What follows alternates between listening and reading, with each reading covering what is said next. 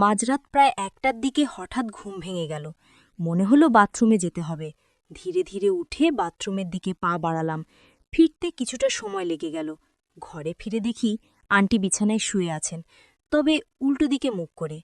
ঘরের মৃদু আলোয় মনে হচ্ছিল সময়ে ৪:০৪। আন্টির সিল্কের নাইটির ঝলমলে আলো তাকে আরও মোহনীয় করে তুলছিল। আমি আস্তে আস্তে পা বাড়িয়ে তার কাছে গেলাম। দেখলাম তিনি গভীর ঘুমে আচ্ছন্ন, তার মুখে শান্তির ছাপ স্পষ্ট। এমন দৃশ্য দেখে আমার মনে যেন এক ধরনের অস্থিরতা কাজ করতে শুরু করল। আমি নিজেকে সামলে মাথা ঠান্ডা রাখার চেষ্টা করলাম। কয়েক মুহূর্তের মধ্যেই মনোবল ফিরে পেলাম। ভাবলাম এই পরিস্থিতি এড়িয়ে গিয়ে নিজের ঘুমের দিকে মনোযোগ দেওয়াই উচিত। কিন্তু ঠিক তখনই আন্টির ঘুম ভেঙে গেল। আমাকে সামনে দেখে তিনি কিছুটা অবাক হলেন। আন্টি ছিলেন অসম্ভব সুন্দরী এক মহিলা। তার একটু স্বাস্থ্যবান চেহারা তাকে আরও আকর্ষণীয় করে তুলেছিল। যে কেউ তাকে একবার দেখলেই মুগ্ধ হয়ে যেত। কয়েকদিন আগে আমি একটি ইন্টারভিউয়ের জন্য মুম্বাই থেকে গুজরাট যাচ্ছিলাম। ট্রেনে বসে দেখলাম আমার সামনে বসে আছেন এক ভদ্রমহিলা। তার চেহারায় এক ধরনের অপূর্ব সৌন্দর্য আকর্ষণ ছিল, যা সহজেই মনকে টেনে নেয়। আলো পড়ে তার মুখের উজ্জ্বলতা আরও ফুটে উঠেছিল। তার লম্বা চুল তাকে আরও মোহনীয় করে তুলেছিল। তার কোমল ব্যক্তিত্ব ও সহজ সরল আচরণ দেখে আমার মন ভালো হয়ে গেল। তাকে দেখে এক ধরনের ইতিবাচক অনুভূতি কাজ করছিল, যেন তার উপস্থিতি আমাকে সাহস দিচ্ছে। ট্রেন চলতে চলতে ভাবলাম তার সঙ্গে কথা বললে কেমন হয়। অবশেষে সাহস করে আলাপ শুরু করলাম। তিনি হাসি মুখে জিজ্ঞেস করলেন, আপনি কোথায় যাচ্ছেন? আমি হেসে বললাম, গুজরাটে যাচ্ছি, সেখানে একটি ইন্টারভিউ আছে। তিনি শুনে বললেন, খুব ভালো, আমি গুজরাটেরই বাসিন্দা। এরপর তিনি জানালেন তিনি মুম্বাই এসেছিলেন তার স্বামীর সঙ্গে দেখা করতে। আমি জানতে চাইলাম, আপনার নাম কি? তিনি বললেন, আমার নাম শিউলি। আমি বললাম, আপনি গুজরাটের কোন এলাকায় থাকেন? তিনি উত্তর দিলেন, আমি কলেজে থাকি। আমাদের আলোচনা চলতে লাগল। কথা বলার সময় তার ব্যক্তিত্ব আমাকে ক্রমশ আকর্ষণ করতে লাগল। ভ্রমণের সময় আমরা একে অপরের জীবনের গল্প ভাগাভাগি করলাম। আমি তাকে জানালাম আমার ইন্টারভিউ একটি অটোমোবাইল কোম্পানিতে। তিনি আমাকে উৎসাহ দিলেন। তার কথাগুলো খুব আন্তরিক এবং শক্তি যোগানোর মতো। রাত প্রায় ১১টা বাজে। ট্রেন যখন কোলের স্টেশনে থামল, আমি ও শিউলি আন্টি দুজনেই ট্রেন থেকে নামলাম। আন্টির ব্যাগটি ভারী ছিল, তাই আমি বললাম, আন্টি, আমি আপনার ব্যাগটি ধরছি। তিনি আন্তরিকভাবে ধন্যবাদ জানালেন। স্টেশন থেকে বাইরে এসে শিউলি জিজ্ঞেস করলেন, এখন রাতে কোথায় থাকার পরিকল্পনা করেছেন? আমি বললাম, সম্ভবত একটি হোটেল খুঁজতে হবে। তখন শিউলি বললেন, যদি সমস্যা না হয় আপনি আমাদের বাড়িতে আসতে পারেন, বাড়ি কাছেই। আমি কিছুক্ষণ ভেবে সম্মতি দিলাম। রাতে অচেনা জায়গায় হোটেল খোঁজার থেকে আন্টির বাড়িতে যাওয়াই নিরাপদ মনে হলো। ট্রেনে তার সঙ্গে আলাপের পর থেকে আমি বেশ স্বস্তি অনুভব করছিলাম। আমরা দুজনে হাঁটতে হাঁটতে তার বাড়ির দিকে এগিয়ে গেলাম। হাঁটার সময় তাকে জিজ্ঞেস করলাম, আপনার বাড়ি আর কত দূর? তিনি হেসে বললেন, আর একটু দূর, তুমি দেখবে আমাদের বাড়ির পরিবেশ খুব সুন্দর। তার কথায় আশ্বস্ত হলাম। ভাবলাম এটি হয়তো একটি নতুন বন্ধুত্বের সূচনা হতে পারে। তার বাড়িতে পৌঁছে তিনি দরজা খুলে আমাকে ভেতরে আসার আমন্ত্রণ জানালেন। ভেতরে ঢুকে আমি বললাম, ধন্যবাদ আন্টি। তিনি হাসি মুখে বললেন, ধন্যবাদ তো আমাকে বলা উচিত, তুমি আজ আমাকে অনেক সাহায্য করেছ। ঘরের ভেতরে একটি নরম আলো আর দেয়ালে ঝোলানো ছবি বাড়িটিকে অদ্ভুতভাবে সুন্দর করে তুলেছিল। আন্টি স্নেহভরা কণ্ঠে জিজ্ঞেস করলেন, সৌরভ, তোমার কি খিদে লেগেছে? কিছু খাবে? সত্যি বলতে আমার পেটেও বেশ খিদে ছিল, তাই বিনয়ের সঙ্গে বললাম, আন্টি, একটু ভাত হলে চলবে। তিনি মুচকি হেসে এসে বললেন, ঠিক আছে, আমি রান্না করি, তুমি সামনের ঘরে গিয়ে বিশ্রাম নাও। আমি তার কথা মতো সামনের ঘরে গেলাম। নিজের কাপড় পরিবর্তন করে হাত মুখ ধুয়ে নিলাম। আরামদায়ক একটি লোয়ার আর টি শার্ট পরে একটু শান্তিতে বসার জন্য প্রস্তুত হলাম। ঘরটি খুবই আরামদায়ক এবং শান্ত ছিল, যা আমার মনে এক ধরনের স্বস্তি এনে দিয়েছিল। কিছুক্ষণ পর আন্টি রান্না করে খাবার পরিবেশন করলেন। আমরা একসঙ্গে টেবিলে বসে খাবার খেলাম। আলাপচারিতায় তিনি জানালেন, চাইলে আমি তাদের বাড়িতেই থেকে যেতে পারি, এতে তারও সুবিধা হবে। আমি কিছুক্ষণ ভেবে সম্মতি দিলাম। মনে হলো এটি আসলেই ভালো একটি প্রস্তাব। খাওয়া শেষে আমরা গল্প করলাম কিছুক্ষণ। তারপর তিনি বললেন, চলো এখন বিশ্রাম করি, সকালে তাড়াতাড়ি উঠতে হবে। আমি মাথা নেড়ে সম্মতি দিলাম। ধীরে ধীরে ঘরের পরিবেশ শান্ত হয়ে গেল। রাতের নিস্তব্ধ বাতাসে মনে হচ্ছিল এই অজানা সাক্ষাৎ আমাদের জীবনে নতুন অধ্যায়ের সূচনা করতে পারে। রাত প্রায় ১টায় ঘুম ভেঙে গেল। আমি বাথরুমে গেলাম। ফিরে এসে দেখলাম আন্টি আমার দিকে পিঠ করে শুয়ে আছেন। তার পোশাক কিছুটা এলোমেলো ছিল। এটি দেখে আমার মনে অস্থিরতা কাজ করছিল, কিন্তু আমি নিজেকে নিয়ন্ত্রণে রেখে আবার শুয়ে পড়লাম। সকালে আন্টি আমাকে 7টায় ডেকে দিলেন। তিনি বললেন, ওঠো, 1 কাপ চা খেয়ে নাও। আমি বললাম, আন্টি আমি চা খাই না। তিনি হাসি মুখে বললেন, কোনো সমস্যা নেই, একবার খেয়ে দেখো, আমি তোমার জন্য ভালোবাসা দিয়ে বানিয়েছি। তার কথায় অন্যরকম অর্থ অনুভব করছিলাম, কিন্তু নিজের অজান্তেই তার অপেক্ষা করলাম। প্রস্তুতি হবার সময় আন্টি বললেন, ইন্টারভিউ শেষ হলে আমার সঙ্গে দেখা করতে এসো এবং কাজের খবর জানাও। আমি একটি অটো নিয়ে ইন্টারভিউ দিতে বেরিয়ে পড়লাম। দুপুর 3টার দিকে ফিরে এসে দেখি বাড়ির দরজায় তালা লাগানো। আমার কাপড় সব ভেতরে ছিল, আর আমি আন্টির ফোন নাম্বার নিতে ভুলে গিয়েছিলাম। বাধ্য হয়ে অপেক্ষা করতে লাগলাম। সন্ধ্যা 5টার সময় আন্টি ফিরলেন। তিনি একটি সুন্দর পোশাক পরেছিলেন। দরজা খুলে আমাকে ভেতরে আসতে বললেন। এরপর বললেন, তুমি একটু দাঁড়াও, আমি কাপড় পরিবর্তন করে আসি। কিছুক্ষণ পর আন্টি একটি আরামদায়ক শর্ট টি শার্ট পরে বেরিয়ে এলেন। তিনি জিজ্ঞেস করলেন, এখন বলো, ইন্টারভিউ কেমন হলো? আমি বললাম, আমার তো বাড়ি যেতে হবে।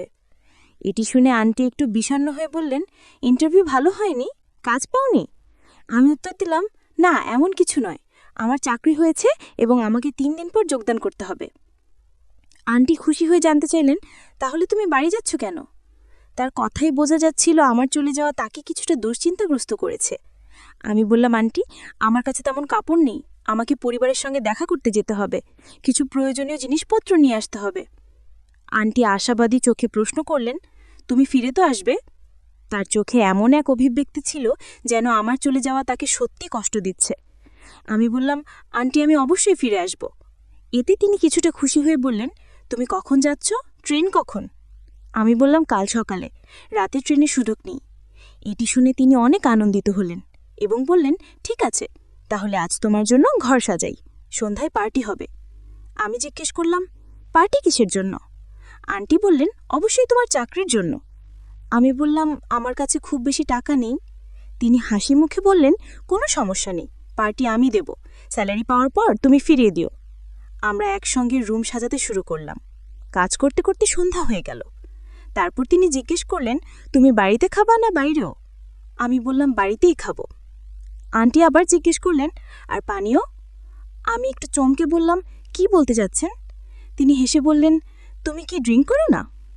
আমি বললাম, হ্যাঁ, করেছি। তিনি কথা শেষ করতে না দিয়ে বললেন, তাহলে সিদ্ধান্ত হয়ে গেছে, তুমি বাইরে থেকে কিছু নিয়ে এসো, আমি কিছু খাবার প্রস্তুত করছি। তিনি আমাকে 2000 টাকা দিলেন এবং বললেন, একটি লিকারের বোতল, কিছু ফল এবং শুকনো ফল নিয়ে এসো, আর হ্যাঁ, সিগারেটের একটি প্যাকেটও এনো। দোকানে গিয়ে একটি বোতল কিনলাম, যার দাম ছিল 970 টাকা।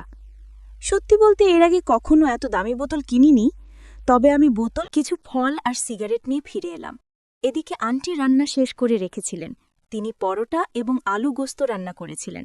আমাকে দেখে আন্টি বললেন, তুমি পোশাক পরিবর্তন করে নাও, এই পোশাকগুলো নোংরা হয়ে গেছে, দ্রুত গোসল করে ফ্রেশ হয়ে এসো।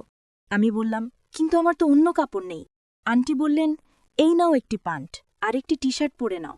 আমি কাপড় নিয়ে আমার ঘরে গেলাম। গোসল সেরে নতুন পোশাক পরে বেরিয়ে এলাম। আন্টির ঘরে যেয়ে দেখলাম তিনি তখনও স্নান করছেন। আমি তাকে ডাকলাম।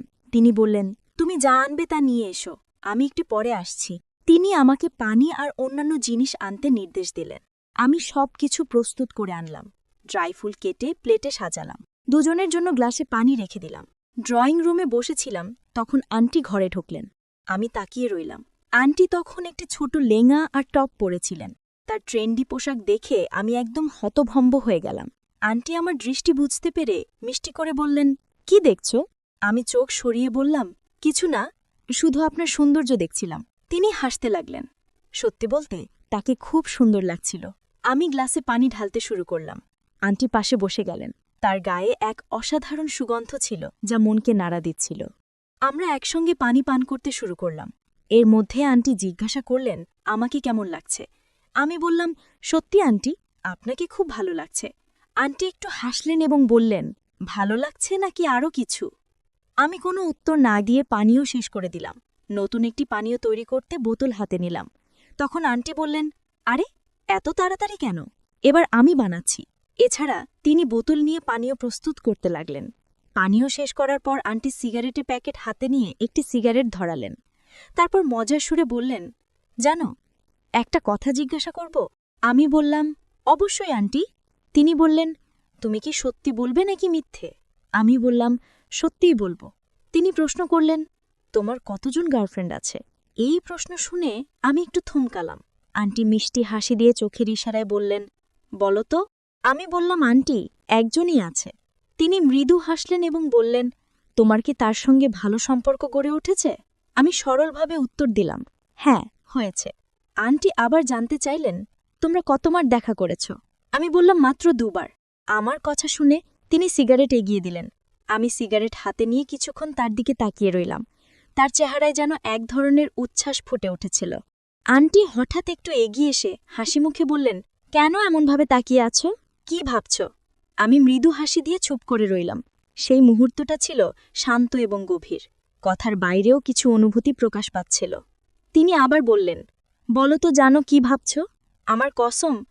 আমি বললাম, আন্টি, আপনি সত্যি অসাধারণ লাগছেন। তিনি হাসতে হাসতে বললেন, এটা তো আমি জানি, কিন্তু তুমি জানো তোমার আঙ্কেল আমাকে এমন কথাই বলতেন? তিনি মিষ্টি হাসি দিয়ে বললেন, আচ্ছা, তুমি জানো তোমার আঙ্কেল এখানে কেন থাকেন না? আমি বললাম, আঙ্কেল তো মুম্বাইতে কাজ করেন, আর আপনার চাকরি এখানে, তাই আপনাদের আলাদা থাকতে হয়। তবে সুযোগ পেলে তো দেখা হয়। আন্টি বললেন, তোমার গার্লফ্রেন্ডের সঙ্গে কিভাবে দেখা করো? আমি বললাম, যখনই সুযোগ পাই তখনই দেখা করি। এভাবে কথা বলতে বলতে আমাদের গ্লাস খালি হয়ে গেল। আন্টি আবার বোতল নিয়ে নতুন করে পানীয় বানাতে শুরু করলেন। আমরা আবারও পানীয় পান করলাম। আমি একটি সিগারেট ধরালাম।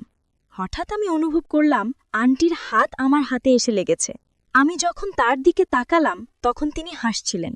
এরপর তিনি আমার হাত থেকে সিগারেটটি নিয়ে বললেন, তুমি আমাকে খুব ভালো লাগতে শুরু করেছ।